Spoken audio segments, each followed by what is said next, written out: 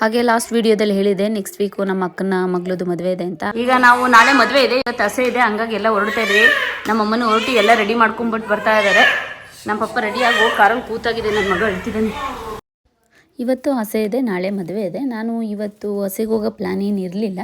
ಹಾಗೆ ನಾಳೆ ಮದುವೆಗೆ ಹೋಗೋದು ಡೌಟಲ್ಲೇ ಇತ್ತು. ಸೊ ಹಾಗಾಗಿ ಇವಾಗ ನಾನೇನು ರೆಡಿ ಆಗಿಲ್ಲ, ಅಲ್ಲೋಗಿ ರೆಡಿ ಆಗೋಣ ಅಂತ ಅಂದ್ಕೊಂಡಿದ್ದೀನಿ ಹಾಸನ್ಗೆ ಹೋಗಿ.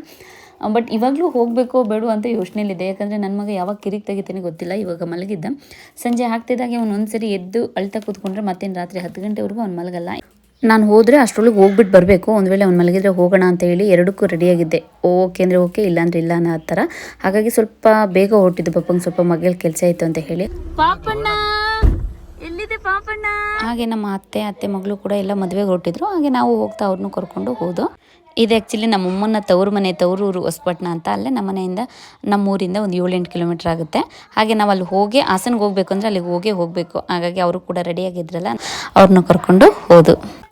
ಹಾಗೆ ನಮ್ಮ ಪಪ್ಪ ಅಮ್ಮ ಅವರೆಲ್ಲ ಹಸೆಗೆ ಹೋದರು. ನನ್ನ ಅಕ್ಕನ ಮನೆಗೆ ಬಿಟ್ಟು, ಅಂದರೆ ನಾನು ರೆಡಿ ಆಗಿರಲಿಲ್ಲ. ಹಾಗಾಗಿ ನಾನು ಅಕ್ಕನ ಮನೆಗೆ ಹೋಗಿ ರೆಡಿ ಆದಮೇಲೆ ಪಪ್ಪ ಫೋನ್ ಮಾಡು, ನಾನು ಬಂದು ಕರ್ಕೊಂಡು ಹೋಗ್ತೀನಿ ಅಂತ ಹೇಳಿದರು. ಹಾಗಾಗಿ ನಾನು ಅಕ್ಕನ ಮನೆಗೆ ಹೋಗಿ ರೆಡಿ ಆಗ್ತಾ ಇದ್ದೆ. ಇವಾಗ ನನ್ನ ಮಗ ಮಲ್ಕೊಂಡಿದ್ದ, ಹಾಗಾಗಿ 10 ಗಂಟೆವರೆಗೂ ಮಲಗ್ತಾನೆ ಅಂತ ಗೊತ್ತಾಯಿತು. ಪಪ್ಪ ಅಮ್ಮ ಹೋಗಿ ಅರ್ಧ ಗಂಟೆ ಮೇಲೆ ನಾನು ಹೋದೆ 1 ಗಂಟೆ ಮೇಲೆ. ಹಾಗೆ ಮಗೆ ಕೆಲಸ ಮುಗಿಸ್ಕೊಂಡು ಹೋಗೋದೇ ಲೇಟ್ ಆಯಿತು. ಪಪ್ಪ ಅವರು ಹೋಗಿದ್ದೇನೆ 7-7:15 ಆಯಿತು. ನಾನು ಹೋಗಿದ್ದೆ 9 ಗಂಟೆ ಆಯಿತು. ಅಂದರೆ ಅಲ್ಲಿವರೆಗೂ ನನ್ನ ಮಗ ಆಟ ಆಡ್ತಾನೆ ಇದ್ದ. ಹಾಗಾಗಿ ಅವನ್ನ ಮಲಗಿಸಿದ್ಮೇಲೆ, ಅವಾಗ ಮಲಗಿಸಿದ್ರೆ ಇನ್ನು ಸದ್ಯಕ್ಕೆ ಎದ್ದೇಳಲ್ಲ ಅಂತ ಗೊತ್ತಿತ್ತಲ್ಲ. ಸೊ ಅಮ್ಮನ ಫೋನ್ ಮಾಡಿ ಕೇಳ್ಕೊತಿದ್ದೆ ಸ್ಟಾರ್ಟ್ ಆಯಿತಾ ಏನು ಫಂಕ್ಷನ್ ಅಂತ ಹೇಳಿ. ಅಮ್ಮ ಈಗ ಸ್ಟಾರ್ಟ್ ಆಯಿತು ಬಾ ಅಂತ ಹೇಳಿದರು. ಹಾಗಾಗಿ ಅವನ್ನ ಮಲಗಿಸಿ ನಾನೆಲ್ಲ ರೆಡಿಯಾಗಿ ಹೊರಟೆ. ಈಗ ನಾವು ಊರಿಂದ ಇಲ್ಲಿಗೆ ಬಂದು ಈಗ ಅಕ್ಕನ ಮನೇಲಿದ್ದು ಪಾಪುನ ಈಗ ಅಕ್ಕನ ಜೊತೆ ಬಿಟ್ಬಿಟ್ಟು ಹೋಗ್ತಿದ್ದೀನಿ. ಮತ್ತೆ ನಾಳೆ ಫಂಕ್ಷನ್ಗೆ ನಾನು ಇಟ್ಕೊಂಡಿರ್ತೀನಿ, ಅಕ್ಕ ಹೋಗ್ಬಿಡ್ತಾಳೆ. ಆ ಥರ ಮಾಡ್ತಾಯಿದ್ದೀನಿ. ಮದುವೆಗೆ ಹೋಗೋಣ ಅಂತ ಅಂದ್ಕೊಂಡಿದ್ದೆ. ಬಟ್ ಸ್ಯಾರಿ ಎಲ್ಲ ಹಾಕೊಂಡು ಪಾಪು ಎಲ್ಲ ಇಟ್ಕೊಂಡು ಮದುವೆಗೆ ಹೋಗೋಕ್ಕೆ ಸ್ವಲ್ಪ ಹಿಂಸೆ ಆಗುತ್ತೆ. ಆಸೆಗೆ ಹೋಗೋಣ ಅಂತ ಹೇಳಿ ಹೊರಟೆ. ನಾನಿವಾಗ 1.5 ತಿಂಗಳಲ್ಲಿ ಪಾಪು ಇಟ್ಕೊಂಡು ಹೋಗೋ ಪ್ಲಾನ್ ಏನು ಮಾಡಿರಲಿಲ್ಲ. ಬಟ್ ನಮ್ಮನೆಯವರಿಗೆ ಹುಷಾರಿರಲಿಲ್ಲ. ಹಾಗಾಗಿ ಇಬ್ಬರಲ್ಲಿ ಒಬ್ಬರಾದರೂ ಹೋಗಬೇಕಲ್ವ. ಅಟ್ಲೀಸ್ಟ್ ನಾನಿಲ್ಲ ಅಂದರೆ ಅವರಿಲ್ಲ ಅಂದರೆ ನಾನು. ಅಟ್ಲೀಸ್ಟ್ ನಂಗೆ ಮದುವೆ ಅಟೆಂಡ್ ಮಾಡಲಿಲ್ಲ ಅಂದ್ರೂ ಹಸನಾದರೂ ಅಟೆಂಡ್ ಮಾಡಿಬಿಟ್ಟು ಬರೋಣ ಅಂತ ಹೇಳಿಬಿಟ್ಟು ನಾನು ಹೊರಟೆ. ಇದು ಆ್ಯಕ್ಚುಲಿ ನಮ್ಮ ಅಕ್ಕಂದು ದುಪ್ಪಟ್ಟ. ಅಕ್ಕ ಇದು ಬ್ರೈಟಾಗಿ ಕಾಣಿಸುತ್ತೆ, ಇದು ಹಾಕು ಅಂತ ಹೇಳ್ತಿದ್ದಾಳೆ. ಮಾಮೂಲಿ ಒಂದು ಇದಕ್ಕೆ ದುಪ್ಪಟ್ಟ ಹಾಕ್ತಾರೆ. ಸೊ ಸ್ವಲ್ಪ ಸ್ಪೆಷಲ್ ಆಗಿರಲಿ ಅಂತ ಹೇಳ್ಬಿಟ್ಟು ಇದು ಶಾಲ್ ಹಾಕೊತ ಇದ್ದೀನಿ. ಯಾವ್ದು ಚೆನ್ನಾಗಿ ಕಾಣಿಸುತ್ತೆ ಅಂತ ಗೊತ್ತಿಲ್ಲ. ಇದು ಚೆನ್ನಾಗಿ ಕಾಣಿಸ್ತಾ ಇದೆ. ಅದು ಇಟ್ಕೊಳ್ಳೋ ಸ್ಟೈಲ್ ಚೆನ್ನಾಗಿದೆ. ಇದಾದರೆ ಈ ಥರ ಇದು ಶಾಲ್ ಅಲ್ಲ, ಅಲ್ಲ ಇದು ಒಂಥರ ಶ್ರಗ್ ಥರ ಬರುತ್ತೆ, ದುಪ್ಪಟ್ಟ ಥರ ಬರಲ್ಲ. ಸೊ ಇದು ಹಾಕೊಳ್ಳೋದು ಗೊತ್ತಿಲ್ಲ. ಅಕ್ಕ ಅದು ಹಾಕೊಂತಿದ್ದಾರೆ ನೋಡೋಣ. ನನ್ನ ಮಗಳು ಬರಲ್ಲ ಅಂತಿದ್ಲು. ಬಟ್ ದಾಂಡ ಕರ್ಕೊಂಡು ಹೋಗ್ತೀನಿ ಇಲ್ವಾ ಗ್ಯಾರಂಟಿ ಇಲ್ಲ. ಸೊ ಹಾಗಾಗಿ ಬರಲ್ವಂತೆ. ಡಲ್ ಆಗಿದೆ ನನ್ನ ಮಗಳು. ನಾನು ಬರಲ್ಲ ಅಂತ ಹೇಳಿ. ಮಗಳು ಟೈಮ್ ಆಯ್ತು, ರಜೆ ಬೇಗ ಬರುವ. ಅಕ್ಕ ಪಪ್ಪ ಬರ್ತಿದ್ದಾರ? ಬಾ ಮಗಳು. ಎಲ್ಲ ಮಗಳು, ನನ್ನ ಮಗಳು ಸ್ಲಿಪ್ಪರ್ ಇದು ಹಾಕೊಂಡಿದ್ದಾಳೆ. ಕಾರಲ್ಲಿ ಅವಳು ಸ್ಲಿಪ್ಪರ್ ಬಾಕಿ ಆಗಿದೆ. ಇವತ್ತು ಇದನ್ನೇ ಅಕ್ಕ ಕರ್ಕೊಂಡು ಹೋಗ್ತೀನಿ. ಅಲ್ವ ಮಗಳು? ಅಕ್ಕ ಬರ್ತಿದ್ದೇನೆ. ನೋಡಿ ಹಾಕೊಂಡು ನಂಗೆ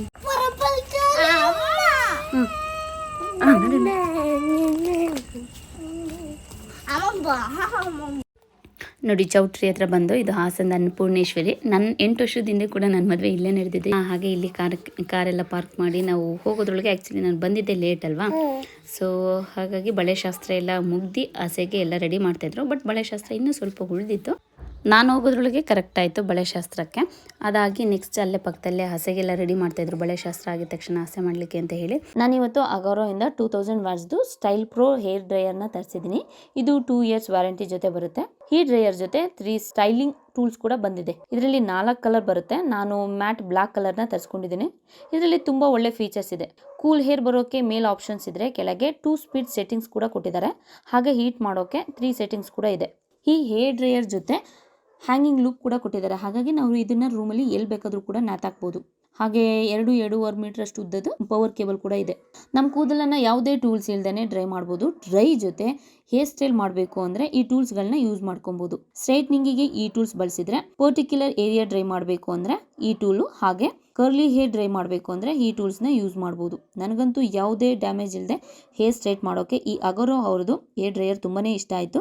ನಿಮಗೆ ಏನಾದರೂ ಈ ಪ್ರಾಡಕ್ಟ್ ಇಷ್ಟ ಆದರೆ ಬೈ ಮಾಡಬೇಕು ಅಂತ ಅಂದ್ಕೊಂಡಿದ್ರೆ ನಾನು ಕೆಳಗಡೆ ಡಿಸ್ಕ್ರಿಪ್ಷನ್ ಬಾಕ್ಸಲ್ಲಿ ಲಿಂಕ್ ಕೊಟ್ಟಿರ್ತೀನಿ, ಹೋಗಿ ಚೆಕ್ ಮಾಡ್ಬೋದು. ಇಲ್ಲಿ ಹಸೆ ಸ್ಟಾರ್ಟ್ ಆಗೋದ್ರೊಳಗೆ ನಾನು ಬಳೆ ತೊಡಿಸ್ಕೊಳ್ಳೋಣ ಅಂತ ಹೇಳಿಬಿಟ್ಟು ನಾನು ಬಳೆ ಕೂತ್ಕೊಂಡೆ. ಬಳೆ ತೊಡಿಸ್ಕೊಳ್ಳೋಣ ಅಂತ ಹೇಳಿಬಿಟ್ಟು ನಾನು ರೆಡಿ ಆದೆ.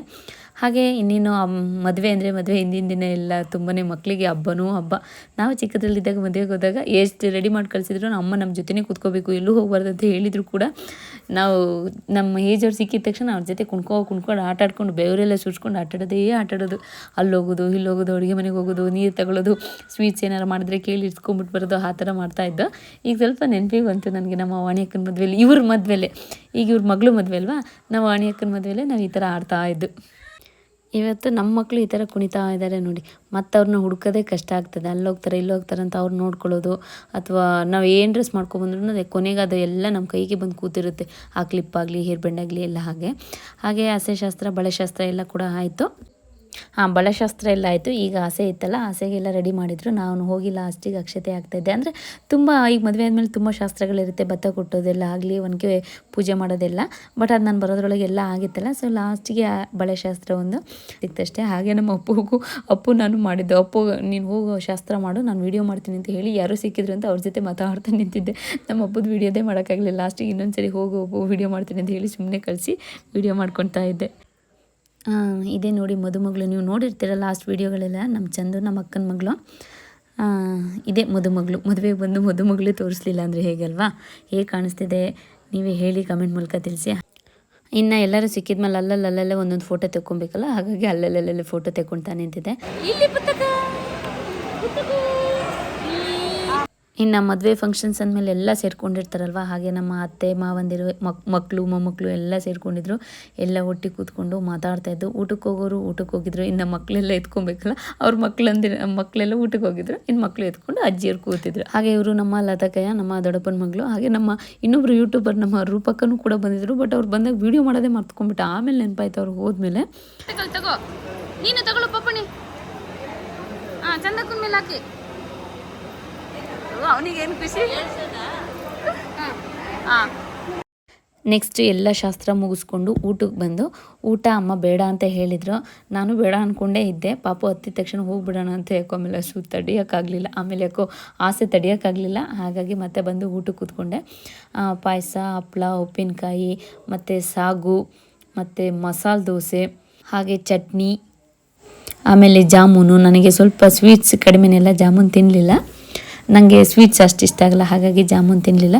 ಬಟ್ ನನಗೆ ಮಸಾಲೆ ದೋಸೆ ಇಷ್ಟ ಇಲ್ಲ. ಬಟ್ ಆಲೂಗಡ್ಡೆ ಪಲ್ಯಗೋಸ್ಕರ ನಾನು ಮಸಾಲೆ ದೋಸೆ ತಿನ್ನೋದು. ಹಾಗಾಗಿ ಎಲ್ಲ ತುಂಬ ಚೆನ್ನಾಗಿತ್ತು. ಹಾಗೆ ಚಿತ್ರಾನ್ನ, ನನ್ನ ರೈಸ್ ಐಟಮ್ಸ್ ಅಂದರೆ ತುಂಬಾ ಇಷ್ಟ ನನಗೆ. ಅದರಲ್ಲೂ ಚಿತ್ರಾನ್ನ ತುಂಬ ಇಷ್ಟ. ಚಿತ್ರಾನ್ನ ಹಾಕಿಸ್ಕೊಂಡು ಮತ್ತು ರೈಸು ಮತ್ತು ಸೊಪ್ಪಿನ ಸಾಂಬಾರು ತುಂಬ ಚೆನ್ನಾಗಿತ್ತು, ಮಾತ್ರ ಸಖತ್ತಾಗಿತ್ತು. ಊಟ ಎಲ್ಲ ಮುಗಿಸ್ಕೊಂಡು ಪಪ್ಪಂಗೆ ಫೋನ್ ಮಾಡ್ಕೊಂಡು ಮನೆಗೆ ಹೋಗೋಣ ಅಂತ ಹೇಳಿ ಪಪ್ಪಂಗೆ ಫೋನ್ ಮಾಡ್ತಾಯಿದ್ದೆ. ಆದರೆ ಪಪ್ಪ ದೊಡ್ಡಪ್ಪ ಅವ್ರು ಲಾಸ್ಟಿಗೆ ಊಟಕ್ಕೆ ಕೂತ್ಕೊಂಡಿದ್ರು. ಅಲ್ಲಿಂದನೇ ಕೂಗು ಹೊಡಿತಿದ್ರು, ಇಲ್ಲಿದ್ದೀವಿ ಅಂತ. ಹಾಗಾಗಿ ಅಲ್ಲಿಗೆ ಹೋದೆ. ಹಾಗೆ ಪಕ್ಕದಲ್ಲಿರೋದು ನಮ್ಮ ರಘು ಅಣ್ಣ, ಅವರು ತುಂಬ ಕಾಮಿಡಿ ಮಾಡ್ತಾರೆ. ಅವರ ವೈಫು ನಂದು ವೀಡಿಯೋಸ್ ನೋಡ್ತಾ ಇರ್ತಾರಂತೆ. ಅದಕ್ಕೆ ಇಬ್ರಿಗೂ ಬೈತಾರೆ, ನಿನಗೂ ಮಾಡೋ ಕೆಲಸ ಇಲ್ಲ ಅವಳಿಗೂ ಮಾಡೋ ಕೆಲಸ ಇಲ್ಲ ಅಂತ ಬೈತಾ ಇರ್ತಾರಂತೆ. ಅದು ಅವ್ರ ವೈಫೇ ಹೇಳಿದ್ದು, ಈಗ ಅದನ್ನೇ ಹೇಳ್ತಾ ಇದ್ದೇವೆ. ಅದಕ್ಕೆ ಇಬ್ರಿಗೂ ಮಾಡೋ ಕೆಲಸ ಇಲ್ಲ ಅಂತ ಬೈತಾ ಇರ್ತಾರಂತೆ. ಅದಕ್ಕೆ ಈಗ ಹೇಳಿದ್ದು ಯಾರು ಹೇಳಿದ್ರು? ಅಕ್ಕನೇ.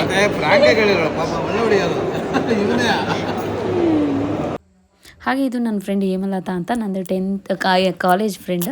ಹಾಗೆ ಹಾಸ್ಪಿಟಲಿಗೆ ಬಂದಿದ್ಲು, ಅಲ್ಲೂ ಕೂಡ ವಿಡಿಯೋ ಮಾಡಿದೆ ನಾನು. ಹಾಗೆ ಎಲ್ಲರೂ ಲಾಸ್ಟಿಗೆ ಊಟ ಎಲ್ಲ ಮುಗಿಸ್ಕೊಂಡು ಹೋಗುವಾಗ ನಾವು ಫ್ಯಾಮಿಲಿ ಒಂದು ಫೋಟೋ ತೆಕ್ಕೊಳ್ಳೋಣ ಅಂತ ಹೇಳಿ ಫೋಟೋ ಎಲ್ಲ ತೆಕ್ಕೊಂಡು ಇವಾಗ ಇನ್ನೇನು ಮನೆಗೆ ಹೊರಡೋ ಟೈಮು. ನಾವು ಫ್ರೀ ಆಗಿದ್ದಾಗ ಅವ್ರು ಊಟಕ್ಕೆ ಹೋಗಿದ್ರು, ಅವ್ರು ಫ್ರೀ ಆಗಿದ್ದಾಗ ನಾವು ಊಟಕ್ಕೆ ಹೋಗಿದ್ದು. ಅದಲ್ದಲ್ಲೇ ಮಕ್ಕಳು ಮರಿ ಎಲ್ಲ ಇದ್ದಾಗ ಎಲ್ಲ ಒಟ್ಟಿಗೆ ಹೋಗಿ ಊಟ ಮಾಡ್ಕೊಬರ್ತೀವಿ ಅನ್ನೋದೆಲ್ಲ ಆಗದಿದ್ದ ಮಾತು. ಹಾಗಾಗಿ ಮಕ್ಕಳು ಸೈಲೆಂಟಾಗಿರ್ತವೆ, ಅವಾಗ ಹೋಗಿ ಊಟ ಮಾಡ್ಕೊಂಡು ಬರ್ತಾ ಇರೋದು. ಎಲ್ಲ ಊಟ ಮಾಡ್ಕೊಂಡು ಒಟ್ಟಿಗೆ ಸೇರಿಕೊಂಡು ಫೋಟೋ ತೆಕ್ಕೊಳ್ತಾ ಇದ್ದು. ಹಾಗೆಯೇ ನಮ್ಮ ಹಾಗೆ ನಾವು ಊಟ ಎಲ್ಲ ಮಾಡಿಕೊಂಡು ಫೋಟೋ ಎಲ್ಲ ತೆಕ್ಕೊಂಡು, ಹಾಗೆ ಹುಡುಗಿ ಕೂಡ ರಿಸೆಪ್ಷನಿಗೆ ನಿಂತಿದ್ರು. ಹಾಗೆ ಇವರೇ ನಮ್ಮ ವಾಣಿ ಅಕ್ಕ ನೋಡಿ, ಇವ್ರ ಮಗಳೇ ಅವರು. ಆ್ಯಕ್ಚುಲಿ ಅವಳು ನನಗೆ ಮಗಳಾಗಬೇಕು, ಚಿಕ್ಕಮ್ಮ ಆಂಟಿ ಅಂತ ಹೇಳಲ್ಲ, ಚಿಕ್ಕದ್ರಿಂದ ನಾವು ಅಕ್ಕ ಅಂತ ಹೇಳಿ ಈಗ ಪೂಜಾಕ್ಕ ಅಂತಲೇ ಕರೆಯೋದು. ಆ್ಯಕ್ಚುಲಿ ನನಗೆ ಮಗಳು.